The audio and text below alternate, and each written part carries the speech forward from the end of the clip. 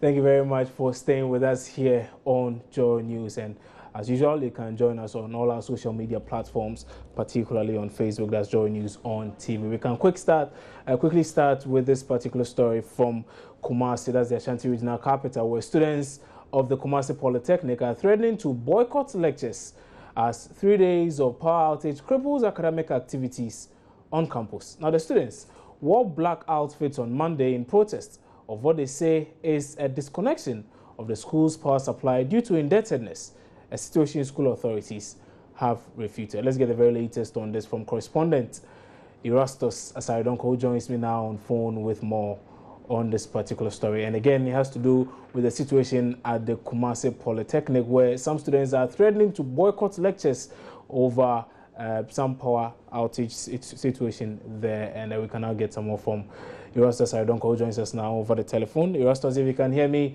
good morning and thanks for joining us. Okay, so Erastus cannot hear me.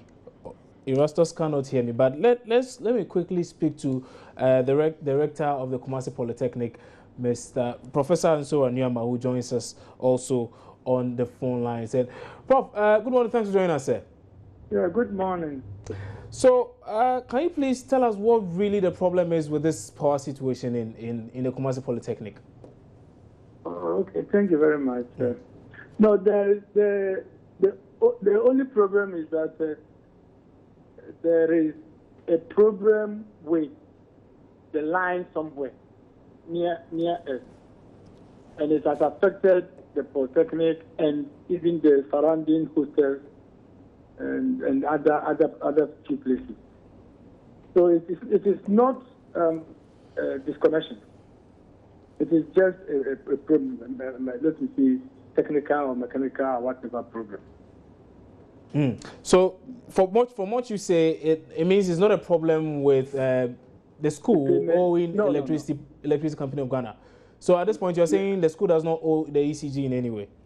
Oh, no, we are not saying the school does not owe ECG. No, that's what I'm saying. For owing we owe, but I'm saying that they have become connected. Yesterday, they themselves came here to prompt us that, oh, there is a problem around your area, and that is going to affect or is affecting the Polytechnic, and that you should keep calm because we are working on it. By close of today, tomorrow, we'll finish it. That's what they told us yesterday.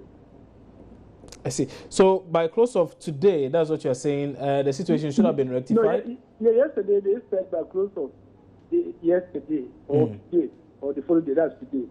But I just called my director of work to find out why yesterday the light didn't come on, and today up to now the light is not on. And he said, he called them and he said they underestimated the problem, and that it will take about either today or tomorrow.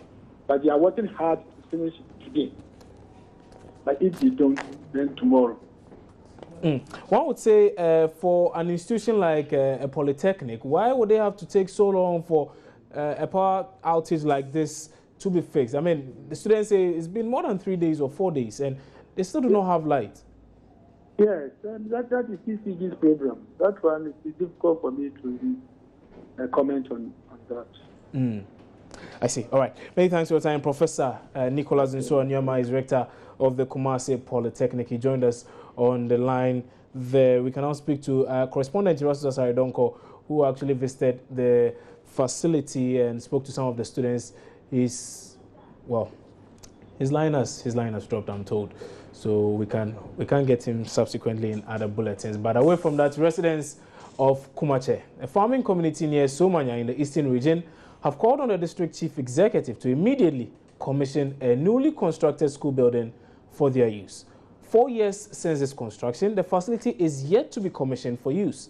Members of the community are threatening to force open the school building if the district chief executive fails to make it available for use. Children in this community have over the years endured the agony of making a 4-mile foot journey to access education. The construction of this new facility gave them a sense of hope that their journey to school was going to be cut short. But 4 years after completion, this block has not been commissioned. Children in Kumasi were relieved when the school building was completed. On daily basis, they troop to the football field to play in anticipation of the commissioning of this school. But that has for now been a mirage. As if that is not enough, the furniture meant to furnish the classroom block have been left in this 40-footer container for the past 4 years. The furniture have been at the mercy of the weather, whether rain or shine. As it's raining now, the furniture is at the mercy of the rains. Now, most of them have gone waste, and most of them too have been stolen by parents and residents who live around as their source of firewood. Even though the school building has not been occupied, it has already developed cracks with the paint peeling off and parts of the roofing ripped off. Residents in this village say the district chief executive of the constituency, George Opari-Addo, abandoned the school building after construction. The unit committee chairman of the village, Henry Agogli, is threatening they would force open the school block if the DCE fails to do that in 2 weeks. As we tell him he didn't come, we make our mind that ending of this month, we open the school ourselves. Aren't you afraid of any action being taken by the DC? Oh, things as we tell him he didn't come, so we don't have anything to tell him again, so we want to do it ourselves. So if you open the school by yourself, like you said, how and where are you going to get teachers to run the school? Oh, okay, we get some teachers, for those teachers from several schools where they won't start something before, if the DC will come in, then he will come in. The formal foot journey has not been easy for the children of Kumasi. The situation is forcing some of them to drop out of school. One such pupil is 13-year-old Ebenezer Sologa. He is one of those who made the 4-mile journey from Kumasi to New Somanya every day to access education. The 3-hour foot journey got him exhausted even before teaching and learning starts. He dropped out of school because he could no longer cope with daily rigor of going to school. He nurtures ambitions to return to school when this block is open for use. I used to travel from here to school and it takes me like 3 hours. It is not good to drop out of school, but I couldn't continue because of the distance. But I'm ready to go back to school if the new building is open for us to use. Parents who can afford transportation for their children have over the years done so in order for their children to access education in both Somanya and New Somanya. But Madam Nneka says the situation has taken a toll on their finances. The situation is negatively affecting us in this community. For years, we have been forced to pay for transport in order for our children to go to school. The DCU to commission it so we can save some money for other purposes. The 2-week ultimatum given by the residents of Kumasi to the district chief executive, George Opari-Addo, is born out of frustration and disappointment that after 4 years of completion, their children have to continue making the 4-mile foot journey to access education. Latif Idris, Joy News, Kumasi, Equiapim North. All right, so let's go back to our earlier story where some students of the Kumasi Polytechnic are threatening to boycott lectures over a power outage on campus. We can now speak to correspondent Erastus Asaridonko, who joins us now on the telephone lines with more. So, Erastus, tell us more about this situation at the Kumasi Polytechnic. Well, generally in Kumasi, the power outages have been worsening with time, and so there are cases where the ECG claims that these are faults, and there are cases linked to the current doomsday that we are experiencing. Now, from Saturday till yesterday, the Polytechnic did not have power, and so academic activities were grinding to a halt. And so the students wore black and red in protest against management because they felt it was a disconnection by ECG because Kumasi Poly owes ECG about 3 million Ghana cedis. And so recently they were disconnected and power was restored when they paid 100,000 Ghana cedis. But it turned out that the rector, Professor Ansuwa Nyama, says, no, this is not a disconnection, it's a fault, and the ECG is working on it. And so the students had to renege on their planned protest. So, as they stand now, are students okay with that message from school authorities that the situation is going to be fixed in the shortest possible time? In fact, we did speak to Professor Ansuwa Nyama, who mentions that the ECG has contacted him and says The situation will be fixed, hopefully, by close of day today.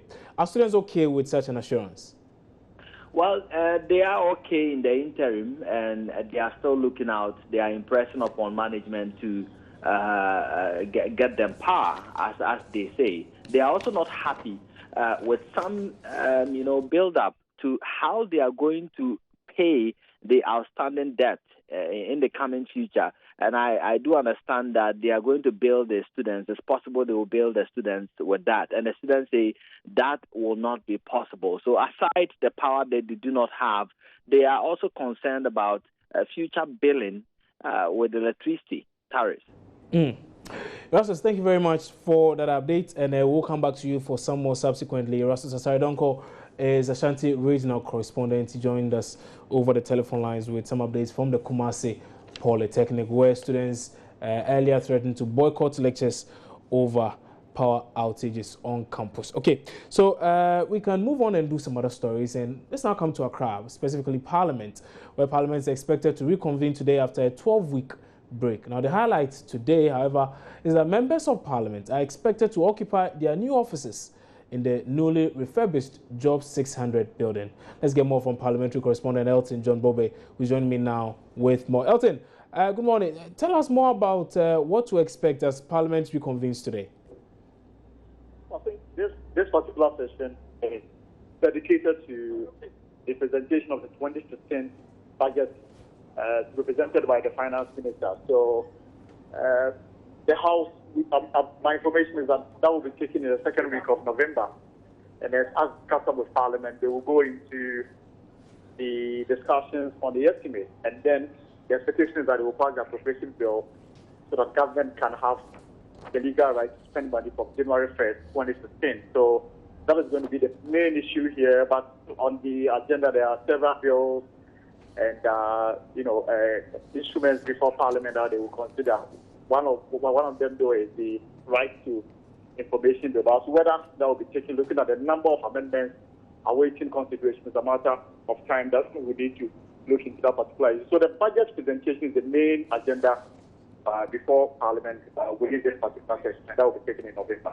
Okay, that will be in November. Now, Elton, tell us about the Job 600 project and the fact that we are told not all members of Parliament will be getting access to it, will be having offices there.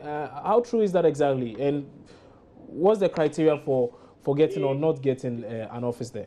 Members of Parliament will move into the Job 600 building today. That is the fact.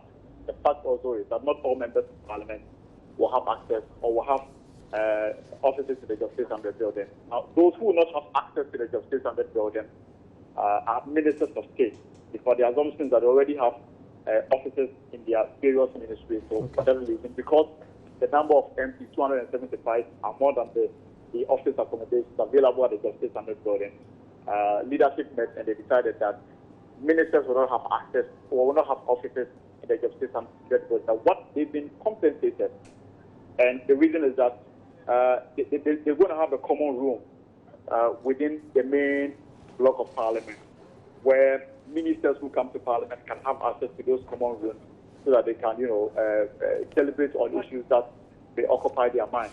But for those who are not ministers, all of them will move into the Job 600 building later today after the adjournment of today's proceedings. There's going to be a small ceremony because the official opening of the Job 600 building, my information is that will be done by President Mahama.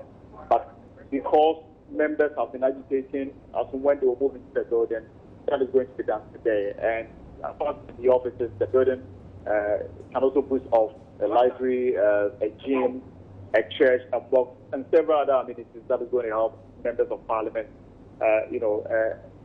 do their work in a serene atmosphere. So movement to the Job 600 building is happening after the adjournment of the House today.